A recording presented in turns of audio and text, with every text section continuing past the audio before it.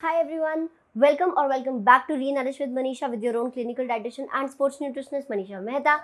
And as you know, we have this ongoing series about diabetes, and two parts we have already covered. What diabetes and what are its symptoms, and types along with reasons of diabetes. And in this part, we are going to discuss the most important thing, the nutritional management of diabetes. What to eat, what not to eat, how much to eat, and how to eat. Everything we are going to cover in this video. So keep on watching. Before we discuss what and what not to eat in diabetes, I want to remind you that in the first part of this series, I have told you how diabetes affects all our organs. It changes the concentration of liquid inside the eye. That's why it affects the vision as well. It increases the burden of filtration on our kidneys, and that is why kidneys are also affected by this. And because blood is the one which is carrying that extra glucose inside, that is why heart also has a lot of burden of carrying that extra sugary blood inside our body, and that is the reason why all of these organs are affected in our body if we have diabetes. And also, as we discussed, if a diabetic person has a wound, it will take forever to heal, and that is why there are so many amputations which happen because the wound is not healed in the case of diabetic people. So at all costs, we have to, one, prevent diabetes from happening. Second, if you are a diabetic, then it is your responsibility to keep your blood sugar in check, keep it to the normal levels so that you never develop these complications because they turn ugly. And what is the way to control blood sugar? Well, of course, there are insulin injections, there is metformin, there are so many other medicines also which can be used to control the blood sugar. However, the problem of the medicines is that when you are taking a hormone from outside, our body wants to save the energy which will be utilized in making that inside. So that is why over a period of time, your body's inherent insulin production will actually be reduced further. And that is why most of the people only see their medication and dosages going up rather than going down. It is kind of like how people blame bodybuilders for taking testosterone injections, and then it is said, oh my god, he's not a man anymore. This is body's natural response to any hormone which is taken from outside. So a diabetic person taking insulin from outside is same as a bodybuilder taking testosterone. No judgment of whether it is wrong or right. However, we are hampering with body's natural production of these hormones. Having said that, I am not saying that you should stop having your medicine. No, you should absolutely take your medicines on time in the prescribed dosages, but understand that these medicines are not the cure. These are just to control your symptoms of high blood sugar. The only way to control the blood sugar and then reverse diabetes, yes, your medicines can be reduced. Your diabetes can be reversed if it is type 2. The way is that you follow a healthy lifestyle. Now, when I say healthy lifestyle, I mean three things: workout, nutrition, and rest. In fact, that is the exact reason why I named this video 3 steps of body transformation, because the three things that I have shared in this video can actually transform your body in any aspect, whether it is physical or it is medical. Let's talk about how this equation is going to look like for diabetic people. First is the workout. It is highly important that diabetic people exercise. Why? Because that extra sugar which is roaming in your blood will be utilized by your cells when they actually crave for energy and when you start burning fat. What type of workout? Resistance training. Resistance training is what? When you lift weights or when you lift your own body weight into your exercise so that it challenges your muscles. How will that help? Because when there is an insulin spike in our body, for diabetic, that can be really hazardous. But for someone who is weight training, it can be a blessing for them because that insulin spike will actually help their muscle grow faster. And as a result, your metabolism will be higher, and that is how your body will be burning more fat, creating more muscles, and hence increasing the metabolism further, and that will help you control your blood sugar like nothing else will. Talking about the second pillar of this body transformation, nutrition. Now, about the nutrition for diabetic people, there are a gazillion of myths out there. You're not supposed to eat banana, you're not supposed to eat mango, you're not supposed to eat rice, you are supposed to have some special kind of biscuits, you're supposed to have some special kind of packaged foods which are specially made for diabetics.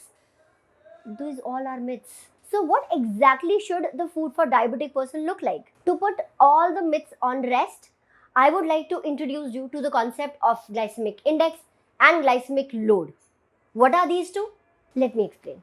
How sweet a food product is one thing, but at what speed it will release its sweetness in your blood is entirely different thing.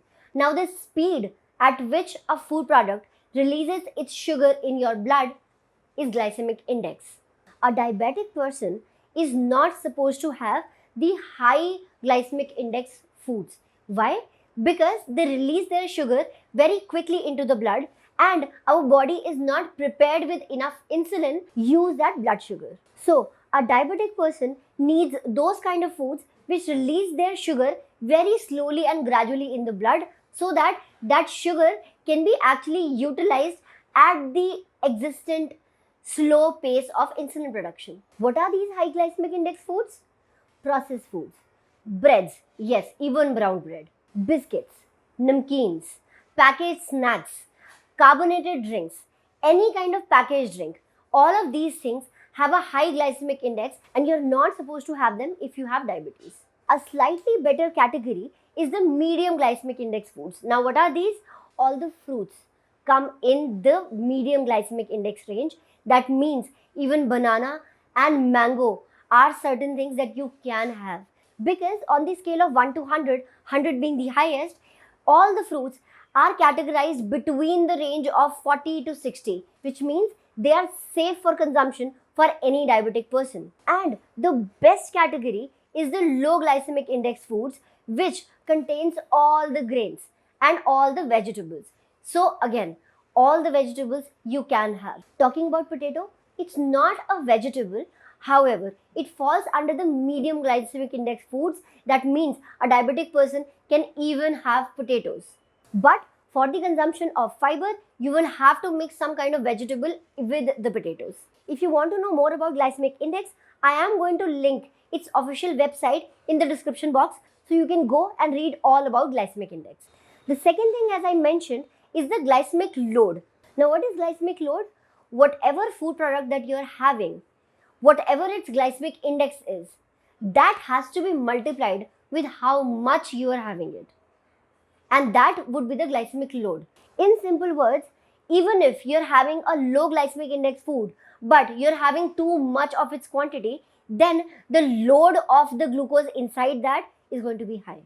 Even simpler terms, you can have mango, you can have banana, but of course you cannot have 12 mangoes in a day. I know this whole thing is very confusing. That is the reason why everybody needs an educated healthcare provider. And when you and your healthcare provider work as a team to manage your workout and diet, then the result can look something like this. Now let's recap the nutritional management for a diabetic person. First, avoid all kinds of processed food. No matter how healthy it claims it is for diabetic people, but it would still have artificial sugar or artificial flavor or extra sodium added or some preservative which is not good for you. So avoid all kinds of biscuits, namkeens, breads, even brown bread, and any kind of packaged drink. Second, please educate yourself about the glycemic index and glycemic load, and always apply that knowledge while you are eating your food. Third, always make sure that you are following a discipline of time when you are eating your meals. That will help you avoid steep spikes and lows of blood sugar, and your blood sugar will be constant throughout your day. Fourth, add a ton of vegetables in your meals. The vegetables will help you slow down the release of glucose inside your blood, and that way your body will be able to better handle and manage the blood glucose. Fifth, include a good amount of protein in your meals, because protein also reduces the glycemic load of a meal, and that way your body will be able to handle the blood sugar better. And also protein will help you to minimize the muscle loss which is happening inside your body.